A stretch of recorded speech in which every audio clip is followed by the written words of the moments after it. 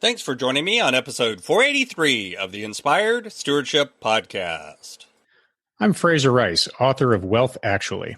I challenge you to invest in yourself, invest in others, develop your influence, and impact the world by using your time, your talent, and your treasures to live out your calling. Having the right relationship with all of your gifts is the key to doing this. One way to be inspired to do that is to listen to this, the Inspired Stewardship Podcast with my friend Scott Mader.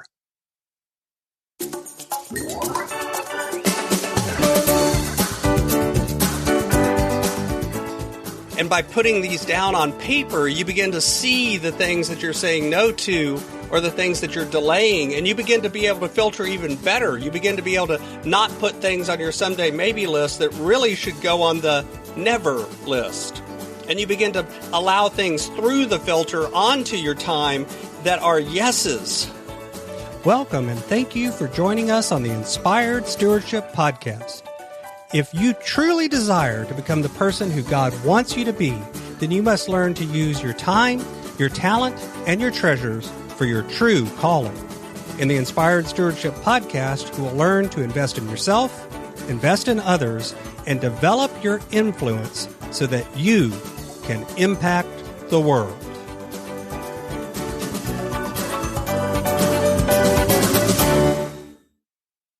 In today's episode about investing in others by stewarding your time, I talk with you about why a someday maybe list is valuable, how to put ideas and someday maybes together, and why you need to create this to help filter your life. As we talk about stewarding your time, wouldn't it be great if you could support this podcast and do it without just taking too long? Turns out you can't. All you have to do is use inspiredstewardship.com/Amazon when you're ready to make a purchase via Amazon, and a small commission will come back to support the show just that quick. If you enjoy the show when you are ready to buy from Amazon, just use inspiredstewardship.com/Amazon. One thing that comes up for a lot of people when it comes to investing in others is that balance between finding the time to actually spend with others and actually still committing and doing the things that you really want to do to develop yourself, or maybe to go into business or to do other things. There's always this tension between relationship building and spending time with people, spending time with your family, spending time with others, and doing things that oftentimes we'll label as more, quote, productive, more business oriented, something that's growing ourselves, something that's doing self-development, something that's doing business development, whatever it is. And what I want to talk to you today is about one tool that you can use when filtering these things. Because the truth is, we all have huge demands on our time. We all have things that we wish we could do, things that we want to do. And one of the hardest things sometimes is saying no to people. So what happens is we allow others to put demands on our time in a way that keeps us from effectively doing the things that are most important. And at the end of the day, often what ends up being sacrificed is the time that we would spend helping and developing and serving others.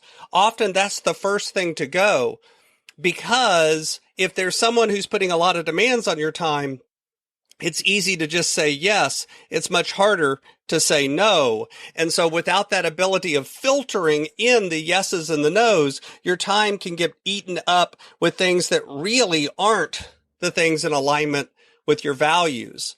So one of the tools that I use is this idea bank or someday maybe list. This was actually mentioned by David Allen in the Getting Things Done book, but it's something that I've kind of adapted and used now for years as a way of capturing ideas and as a way of sort of creating an almost running list of things that, I would like to get to these. These aren't bad ideas. These aren't things that I don't want to do. These are still in alignment with who I am and my values, but they're not the most important thing right now. And in a lot of ways, that ends up making it easier to say yes to the things that are really important and no to the things that aren't that important by by having that filter, by having that tool, that place. Because see, a lot of times what happens instead is we try to hold those ideas in our head, and then we end up letting go of them or losing them, or they end up burning cognitive energy as you try to hold on to them. So this is literally the idea of creating a place, a notebook, a folder, a document on your computer where you keep a running list of ideas that you have, things that you'd like to do someday, whether these are business activities, whether these are personal activities. This isn't just a bucket list. This isn't just things that you want to do before you die. These are actually ideas that you may put into implementation even sooner. You may start doing them even next year, but this year or this quarter or this month or this week isn't the time for them. And you can set those ideas into that folder and you can begin to categorize them. You can look for ideas that are personal. You can look for ideas that involve serving others. You can look for ideas if you have a business that are around your business, and you can clump them together. And what you begin to notice is patterns. You'll begin to see things that illustrate areas where you think you're in alignment with your values, but in reality, they're areas that maybe someone else is putting on you from outside, something that you think you should do because everyone expects you to do it, not because it's really something that you're being called to do.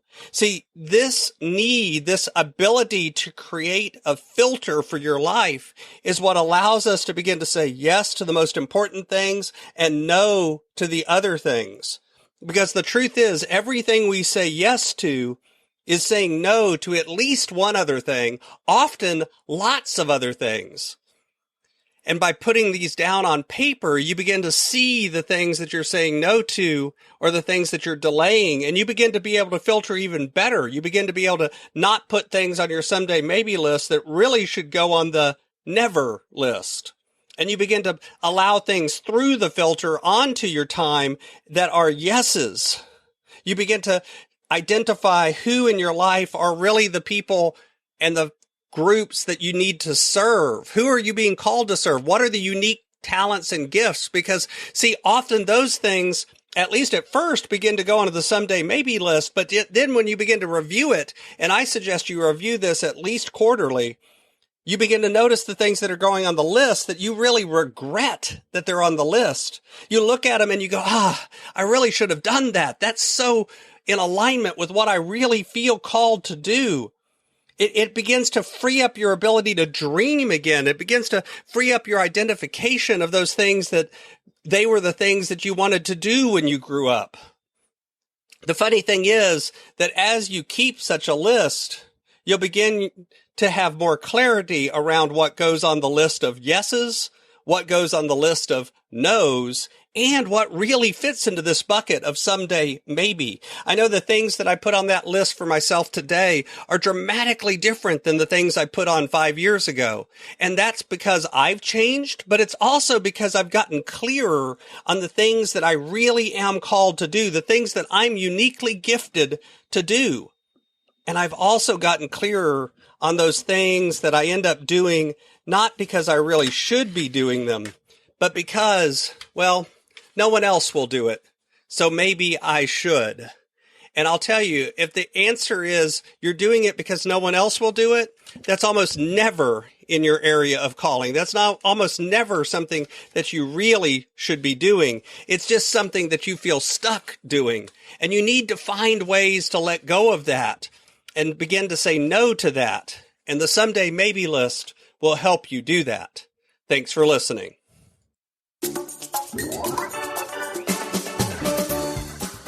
Thanks so much for listening to the Inspired Stewardship podcast. As a subscriber and listener, we challenge you to not just sit back and passively listen, but act on what you've heard and find a way to live your calling. If you like this episode on the stewardship of time, be sure to sign up for our Stewardship of Time Tips series by going to inspiredstewardship.com/time or texting 44222 time tips, and that'll get you our best tips on stewarding your time. Until next time, invest your time, your talent, and your treasures. Develop your influence and impact the world.